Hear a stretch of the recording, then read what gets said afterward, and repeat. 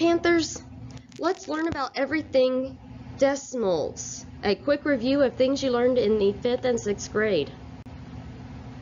Remember, when adding and subtracting decimals, you need to line up the dot and give it all you got. Remember, all rules for positive and negative numbers still apply. So let's look at our first example. 4 86/100 plus negative 7 5/10. Well, I'm going to line up my dot and give it all I got. But here I also need to subtract, so let's put that 7 5/10 up top. Because I have different signs, I am going to subtract. Don't forget your 0. Well, I can't do 0 minus 6, so I'm going to borrow. 10 minus 6 is going to give me 4. I have to borrow again. 14 minus 8 is 6. 6 minus 4 is 2. 7 5/10 is bigger, so my answer is going to be negative. In my next problem, I have 9 32/100 minus a negative 1 4/10. Great big plus sign there. So now line up your dot and give it all you got. 9 32/100 plus 1 4/10. 2 plus 0 is 2. 3 plus 4 is 7. 9 plus 1 is 10. And don't forget your decimal. So my answer is 10 72/100. When multiplying decimals, I want you to pretend like the decimal does not exist on the problem.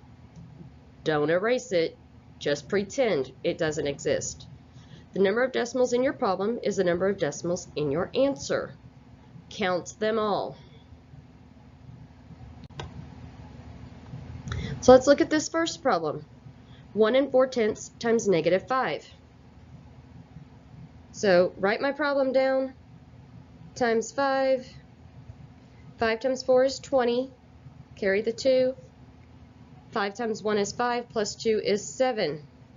Now, if I look at my problem, I've got one decimal, which means I need one decimal place in my answer. Now look back at my problem. I have different signs, and different signs when multiplying and dividing means I have a negative answer. Look at problem number 2.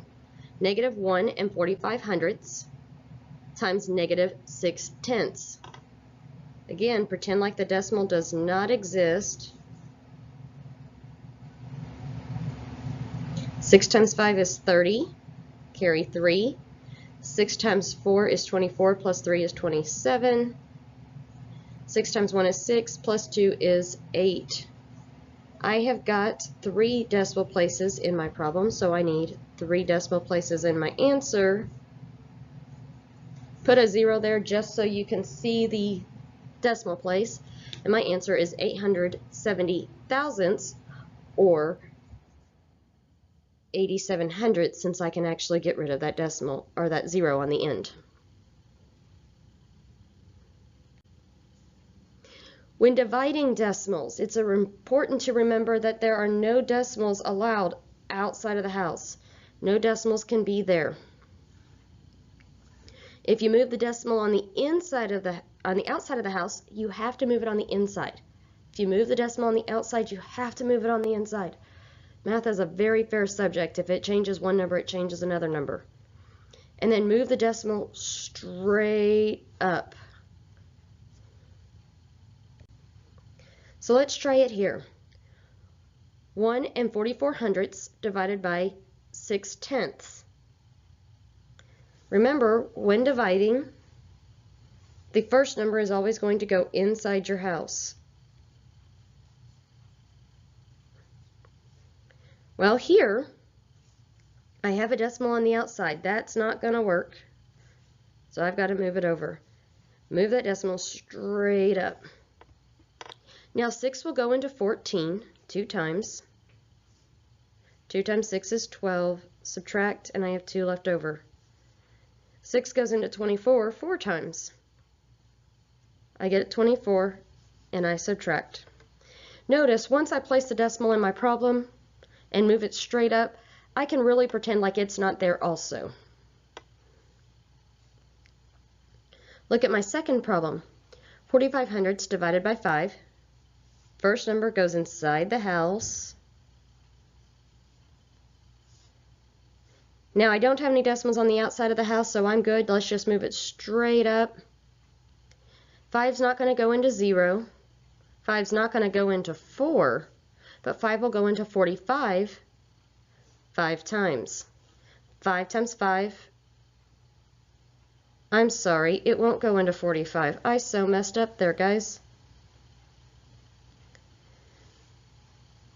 So 0.45 divided by 5, move that decimal straight up again. It will go in 9 times, not 5 times. 9 times 5 is 45. Subtract and you get 0. So my answer is 0 and 9 hundredths.